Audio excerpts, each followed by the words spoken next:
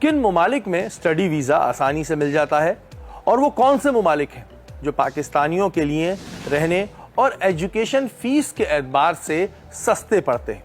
आइए आपको दिखाते हैं। अगर आप यूरोप की बात करते हैं फर्स्ट ऑफ ऑल, ठीक है, यूरोप के अंदर इस वक्त जो सबसे आसानी का वीज़ा मिल रहा है वो यूके का वीज़ा है, इंग्लैंड का। ठीक है, यहाँ इंग्लैंड जा सकते हैं आप पढ़ने के लिए आसानी से। और आप दूसरे नंबर पे मैं कह सकता हूँ कि जर्मनी जा सकते हैं पढ़ने के लिए आप।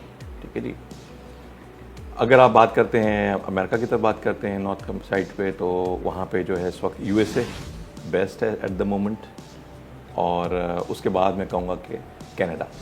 पाकिस्तानी करेंसी के लिहाज से कौन से ममालिक तालीम के लिए सस्ते पड़ते हैं? हम अभी अगर ले लेते हैं कि यूके और यूएसए को ले लेते हैं एज ए कंपैरिजन, तो एक तो करेंसी डॉलर कम है पाउंड के मुकाबले में।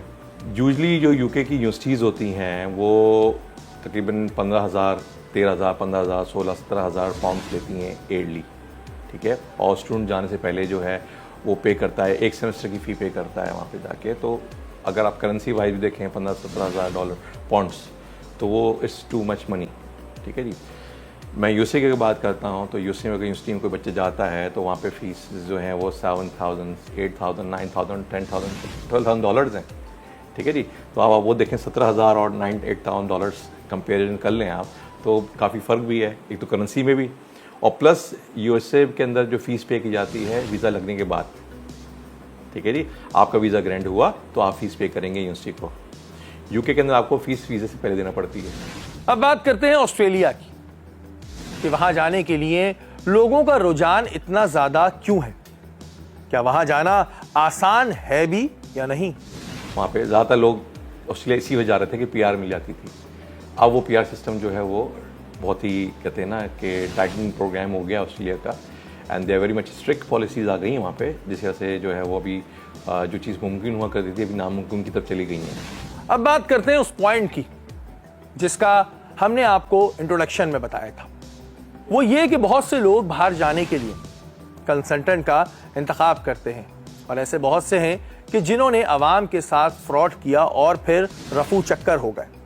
जाली और असली कंसल्टेंट की पहचान किस तरह की जाए, आइए आपको दिखाते हैं। व्हेन इट्स कम टू के जाली और अथेंटिक, तो मैं ये कहूँगा कि कुछ लोग समय का है, कुछ लोग ऐसा काम करते हैं।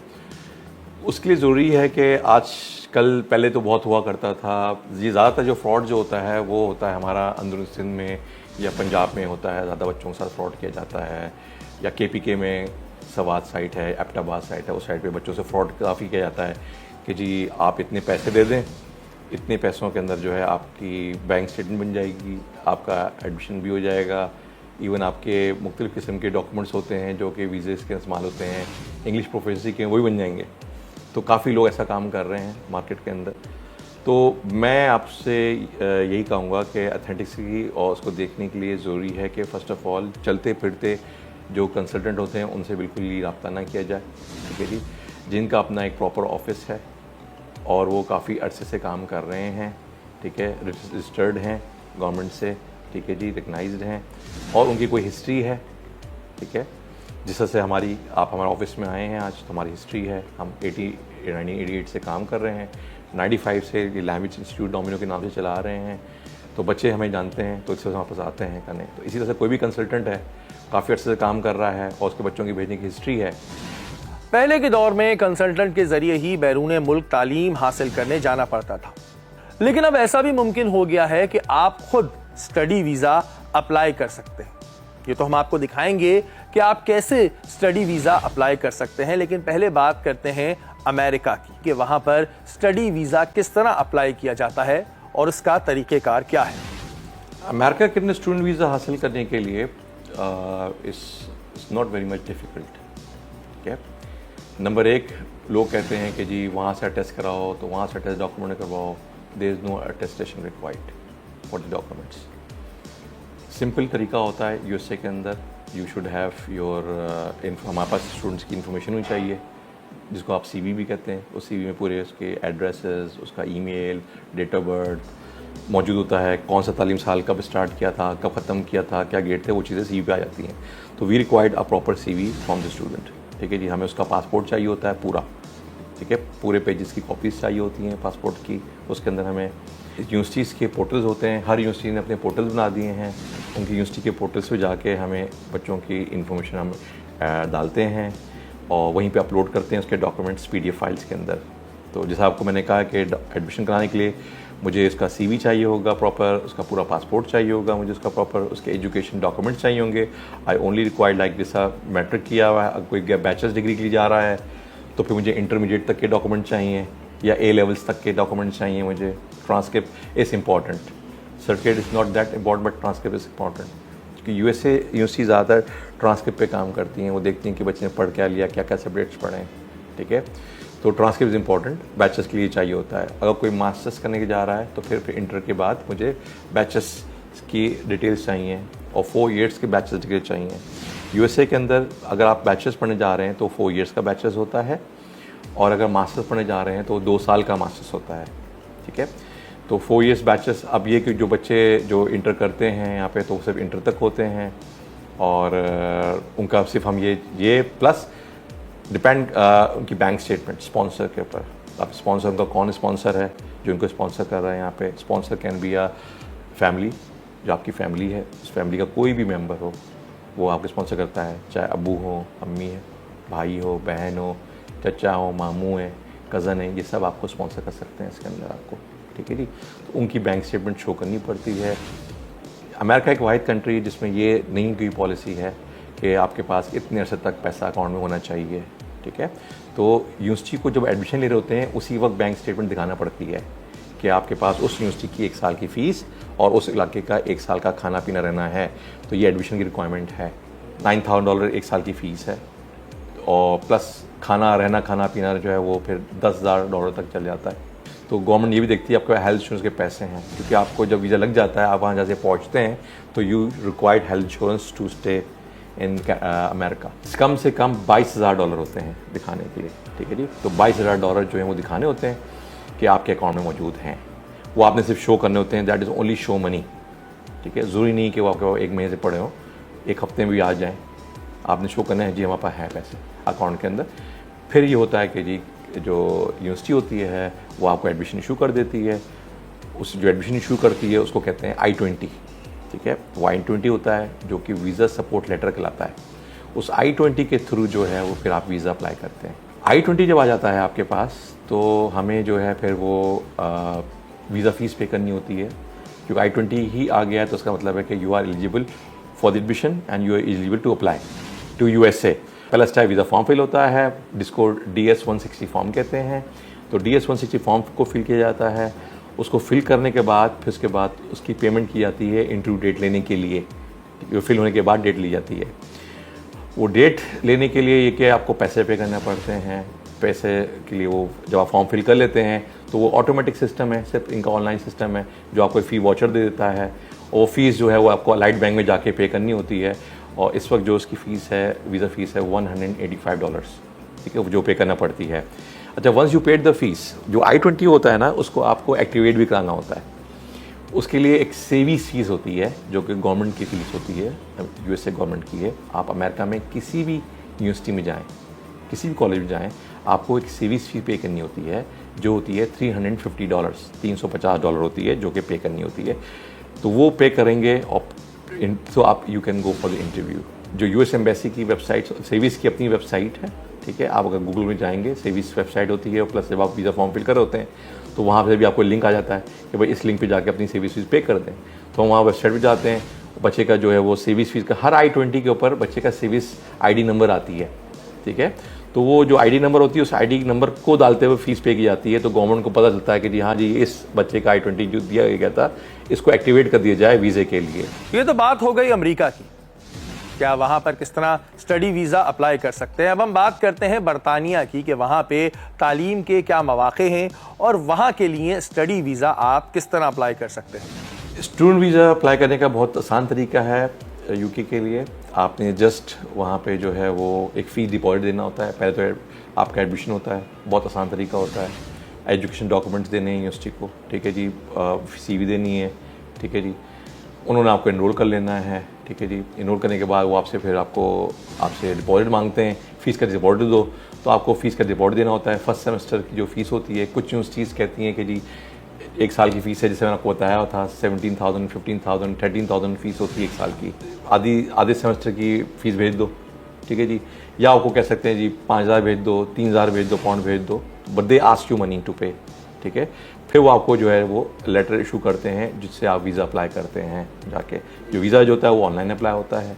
देखिए ना, एम्बेसी के लिए you can not be direct, every university is indirect, ठीक है जी।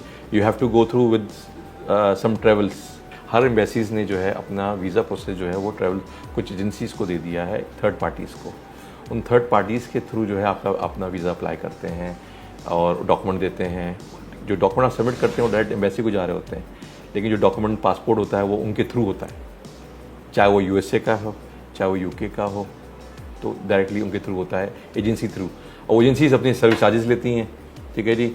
और उन्होंने पैकेजेस बनाए होते हैं कि आपको अगर एक हफ्ते में चाहिए डिसीजन तो उसकी ये पैकेज है, अगर आपको 15 दिन डिसीजन चाहिए ये पैकेज है, आपको 45 दिन में डिसीजन चाहिए तो ये पैकेज है। तो हर एक पैकेज अलग हैं, वीज़ा फ़ीस के अलावा बनाए हुए हैं। यूके के लिए आपको एक साल के जो है वो जब वीज़ा अप्लाई करते हैं तो एक साल का आपको इंश्योरेंस भी पे करना होता है पाकिस्तान के अंदर। तकरीबन वो 3.5 से 4 लाख रुपए बन जाता है। वीज़ा फ़ीस की है 490 पाउंड्स है इसकी वीज़ा फ़ीस है यूके के अप्लाई करने के लिए। और इसका नॉर्मली एक हफ्ते में 15 दिन में डिसीजन आ जाता है स्टूडेंट का। अब बात करते हैं कनाडा की, जहां जाने का रुझान आजकल लोगों में बहुत बढ़ गया है। लेकिन क्या कनाडा में पढ़ाई पाकिस्तानी एतबार से सस्ती है, और क्या वहां जाना वाकई बहुत आसान है? जिस तरह से यूएसए का अप्लाई किया जा रहा है उसी तरह से अब कनाडा का भी अप्लाई किया जा रहा है। और कनाडा के लिए ये होता है, वही एडमिशन है, वही है, डॉक्यूमेंट्स चाहिए आपको, एजुकेशन चाहिए, सीवी चाहिए, पासपोर्ट चाहिए, यूनिवर्सिटी को अप्लाई करेंगे। हाँ, लेकिन यहाँ पे भी कनाडा में ये है कि यूनिवर्सिटियाँ जो हैं वो पे आपसे डिपॉजिट मांगती हैं, एक सेमेस्टर की फ़ीस मांगेंगी। तो आपको कनाडा जाने के लिए एक सेमेस्टर की फ़ीस देना पड़ेगी अप्लाई के लिए। तो आपको एडमिशन लेटर मिलेगा, उस एडमिशन लेटर से आप अप्लाई करेंगे वीज़ा। तो जैसा यूके आपसे डिपॉजिट मांग रहा है, कनाडा आपसे एक सेमेस्टर की फ़ीस मांग रहा है। तकरीबन यूनिवर्सिटीज़ जो हैं वहाँ पे 18-17,000 $20,000 होती हैं पर ईयर के लिहाज से होती हैं कनाडा के अंदर। कैनेडियन डॉलर, ये कैनेडियन डॉलर और यूएसए डॉलर एक अलग चीज़ है, दोनों में फ़र्क है, 70 से 80 रुपए का फ़र्क है, ठीक है जी। तो बच्चों को वहाँ जाने के लिए एक सेमेस्टर की फ़ीस देना पड़ेगी कनाडा के अंदर। उस एक सेमेस्टर की फ़ीस पे ये कि उनका एडमिशन होगा तो वो वीज़ा अप्लाई करेंगे। ऑनलाइन अप्लाई करते हैं, चाहे आप कहीं भी जा रहे हैं, किसी भी कंट्री जा रहे हैं, ऑनलाइन यूनिवर्सिटी में अप्लाई करना होता है। यूनिवर्सिटी ही जो फिर बताती है कि आपने इस आपको एक्सेप्ट कर रहे हैं। अब आप जो है एप्लीकेशन फ़ी पे होती है, डॉक्यूमेंट पे होते हैं, सबमिट किए जाते हैं, सीवी सबमिट की जाती है, यूनिवर्सिटी आती है येस या नो। जब वो येस करती है तो फिर यूनिवर्सिटी को भेजे जाएंगे एक सेमेस्टर की फ़ीस, तो वो आपको फिर वीज़ा लेटर भेजती है, सपोर्ट लेटर भेजेगी जिससे आप वीज़ा अप्लाई करते हैं। फिर वीज़ा भी ऑनलाइन अप्लाई होगा कैनेडियन एम्बेसी के अंदर। वीज़ा इसका जो है ऑनलाइन अप्लाई होगा, फ़ीस भी ऑनलाइन पे होगी और अराउंड $150 की फ़ीस होती है एप्लीकेशन के लिए, स्टूडेंट वीज़े के लिए अप्लाई करनी होती है।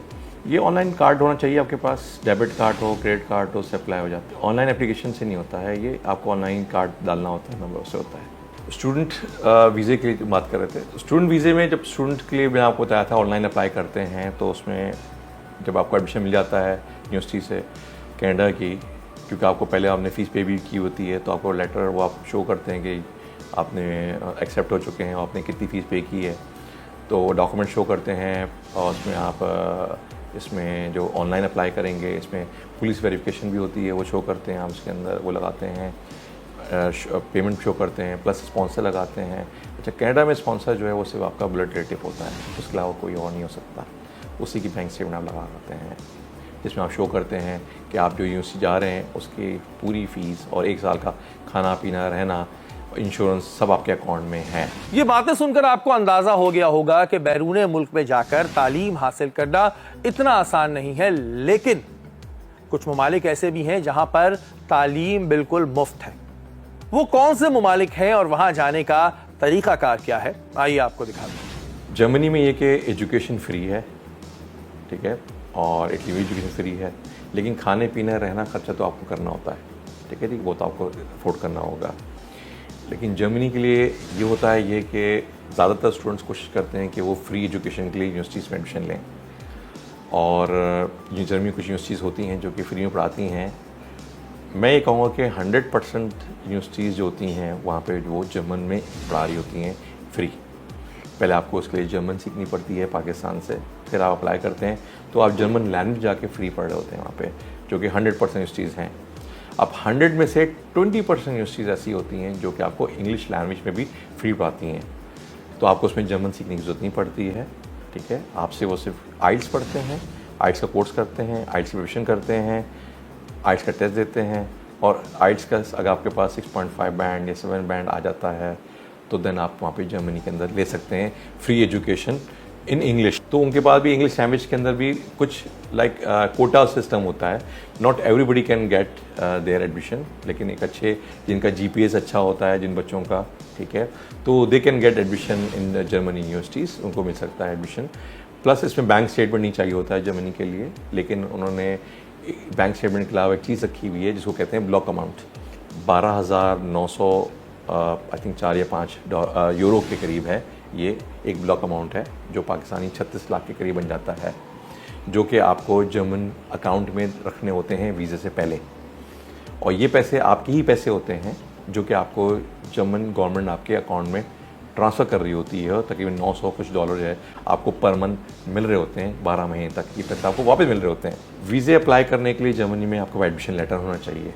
अगर आपको एडमिशन यूनिवर्सिटी से मिल जाता है, कोई यूनिवर्सिटी आपको एडमिशन दे देती है वहाँ पे, तो वो एडमिशन अगर आपको एडमिशन दे देती है, कुछ एडमिशन कुछ यूनिवर्सिटीज़ जो मैंने आपको कहा है ना कि फ्री में कर रही हैं इंग्लिश में, 100% यूनिवर्सिटीज़ कर रही हैं जर्मन पे कर रही हैं। ठीक है, अब मेरे पास भी बच्चे आते हैं, मैं उनके लिए फ्री में भी करता हूँ ऑफिस के अंदर, और मेरे पास कुछ यूनिवर्सिटीज़ ऐसी भी हैं जो कि नॉर्मल प्राइजेस पे हैं, प्राइवेट यूनिवर्सिटीज़ हैं जो कि सिर्फ चार्जेस लेती हैं, उनकी ज़्यादा फीसेस नहीं हैं, बहुत कम फीसेस हैं उनकी, तो उन पे भी बच्चे चले जाते हैं पढ़ने के लिए।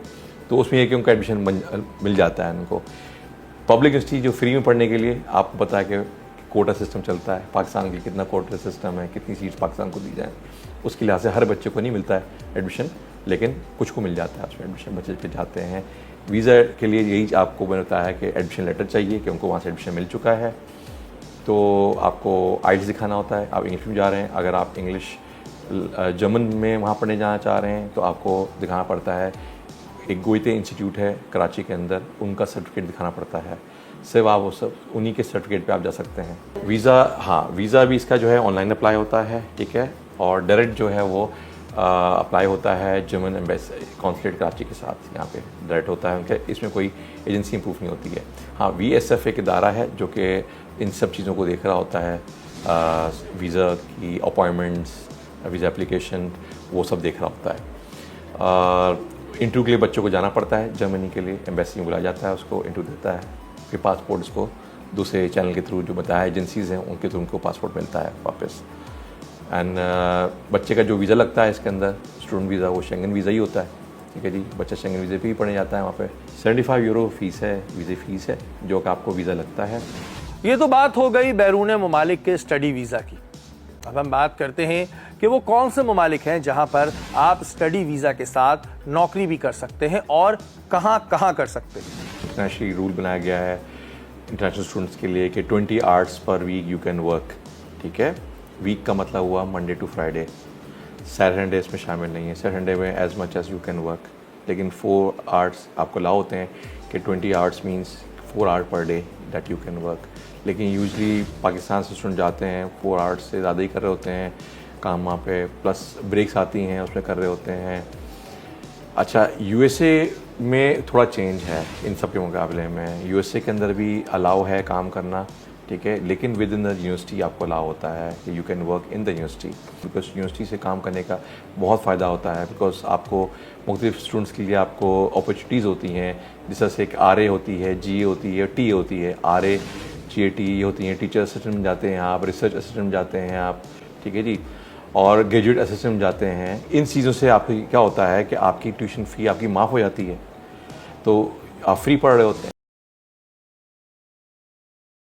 अब चलकर ये जानते हैं कि मौजूदा दौर में किन ममालिक में इमिग्रेशन आसान है और उसका तरीक़ेकार क्या है। वर्क के लिहाज से अगर इमिग्रेशन देखा जाए, इमिग्रेशन एंड वर्क के लिहाज से जो कि लोग जाना चाह रहे हैं, तो कनाडा जो है और USA, ये 2 पॉइंट्स हैं जो कि हमेशा लोगों के लिए नज़रों में रहे हैं कि हम कनाडा चले जाएं या फिर USA चले जाएं। ज़्यादातर लोग यहाँ की डिमांड करते हैं आजकल, लेकिन जो देखा जाए मार्केट के अंदर जो है वो काफ़ी यूके का क्रेज़ निकल के आया हुआ है कि यूके जाना है, इमिग्रेशन करना है। कनाडा में इमिग्रेशन के लिए पॉइंट सिस्टम बेस होता है ये। इसमें जैसा आपको बताया मैंने कि 2 हैं, एक्सप्रेस एंट्री है और जो प्रोविंस की नॉमिनी सिस्टम होता है उसमें देखा जाता है कि जी आप चेक किया जाता है आपकी एज, आपकी क्वालिफ़िकेशन, आपके साथ जो स्पाउस या घर जा रहे हैं उनकी क्वालिफिकेशन किस एरिया में है, क्या एक्सपीरियंस है आपका है, कितने आपके वेल्थ है जो आप वहाँ पे लेके जा सकते हैं, कनाडा के अंदर शो कर सकते हैं। ये सब सिस्टम चेक किया जाता है पॉइंट बेस के ऊपर।